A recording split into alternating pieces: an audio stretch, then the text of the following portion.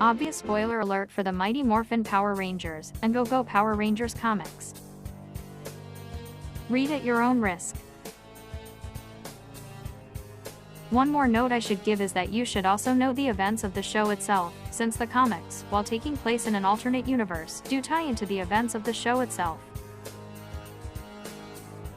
The comics answer certain questions the show raised, such as why Jason didn't say anything when Tommy became the leader, when he became the White Ranger. Enough delay. Let's get into it. This is going to be a bit of a whopper, because it entails more than you might initially think. First things first, you should have, at the very least, a passing knowledge of Lord Draken and the events of Shattered Grid. The actions taken by Draken directly tie into what's happening right now in the comics. Next, you should know who the Emissaries 3 are. First introduced in the 2018 free comic book, Day Shattered Grid tie-in, the Emissaries, or at least the Blue Emissary, plays a crucial role in the creation of the Omega Rangers and their mission. The Omega Rangers are Jason, Trini, Zack, and a new ally, Kia. I'll be getting into the how and why later. We need the background information first. The Emissaries 3 are beings who reside in the morphing grid itself, and represent the morphing masters, timeless beings of unfathomable power, including the power to reshape reality in the Omniverse. Zordon warned the Emissaries of the threat Draken posed, and implored them to bring this before the Masters. That there's little time.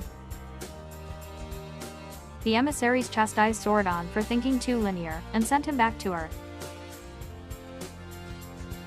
They would not take action, although there were some concerns the Emissaries shared amongst themselves about Zordon not acting impulsively, that maybe he was right.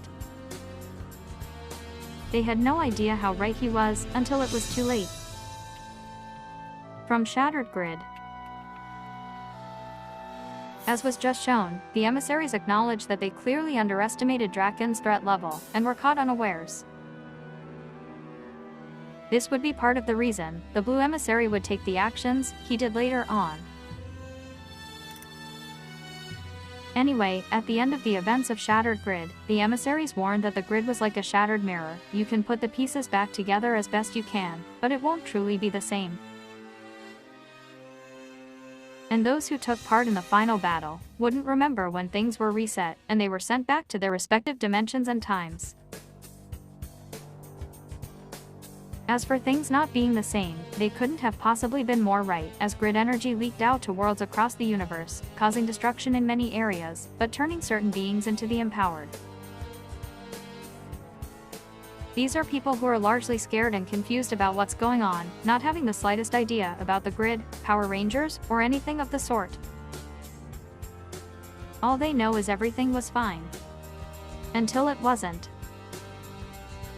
Kia was one such being. Introduced in Mighty Morphin Power Rangers number 41, Kia was scared that her family was just killed. Remember when mentioned earlier how the Blue Emissary was crucial in the creation of the Omega Rangers? You might be wondering why the Blue Emissary was doing this, when the Emissaries refused to help during Draken was running around. It's true that they didn't help, and so much death and destruction arose. They chastised Zordon for being too linear in his thinking, but realized too late that it was really their arrogance that blinded them to the danger. This time, Blue Emissary resolved to do something. He approached Jason in Go-Go Power Rangers number 21, saying he needs Jason's help. Over the course of the next 2 issues, Jason and the Blue Emissary talk. After the Emissary embarrasses Jason, who understandably attacked after the sudden intrusion, at a time when his emotions were raw. I didn't post the battles, because they're not pertinent. Jason remembered battles from when Draken was still around, and he recovered from the memory slamming into him at once to help the others defeat Zed's latest monster. But Jason still needed to hear more from the Blue Emissary. That last panel is important because it represents the next big threat the Rangers face. But there's still more to cover. Jason realized that if he was to actually help the emissary, he wouldn't be able to do it himself.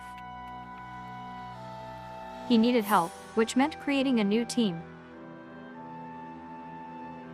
This is actually amazing, and it explains how the White Ranger powers came to be and why Jason didn't protest when Tommy was made the leader in White Light Part 2.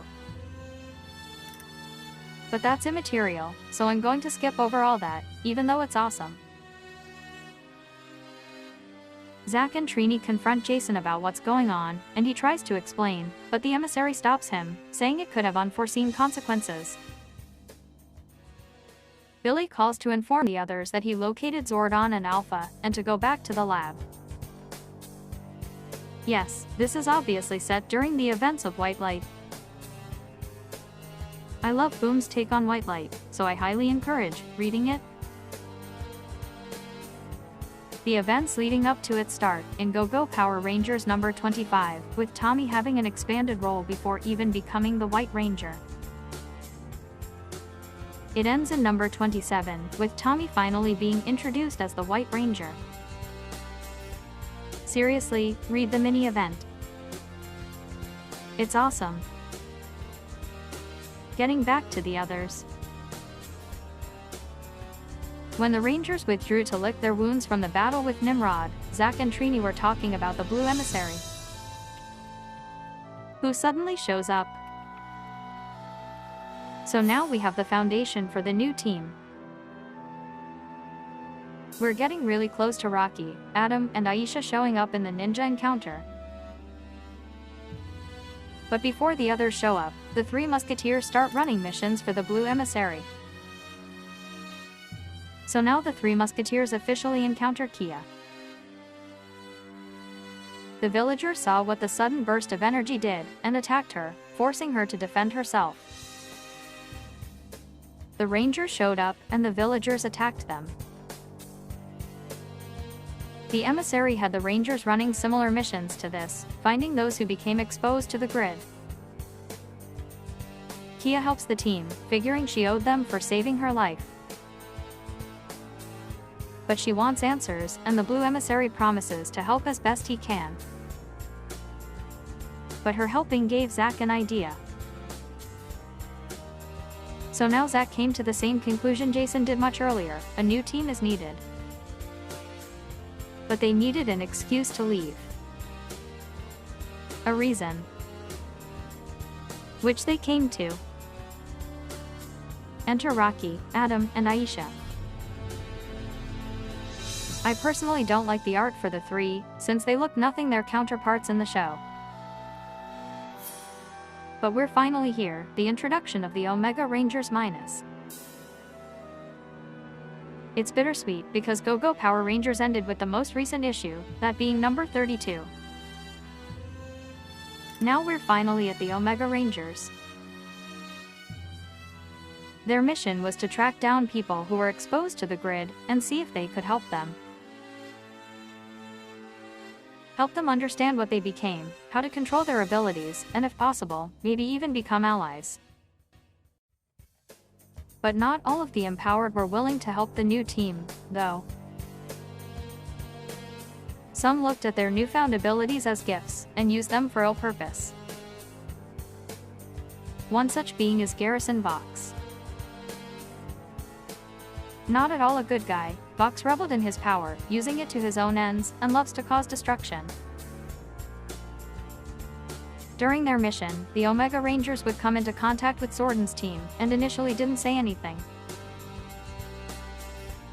Much to the dismay and confusion of the former Mighty Morphin Rangers, who really felt conflicted about the situation. They wanted to greet their friends, but the Blue Emissary told them it was dangerous.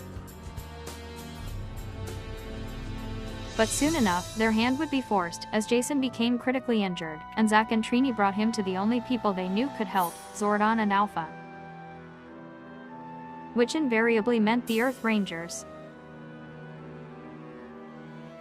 The Omega Rangers are a bit controversial because they sometimes take actions that go against the edicts Zordon gave Jason, Trini, and Zack. Rules he didn't make himself, but are still bound to. What these actions entail are a different story, for a different time. You now know the story of the Omega Rangers, the history, the members, the mission. If you wish to know more, you can continue the journey in the comics main line, Mighty Morphin Power Rangers.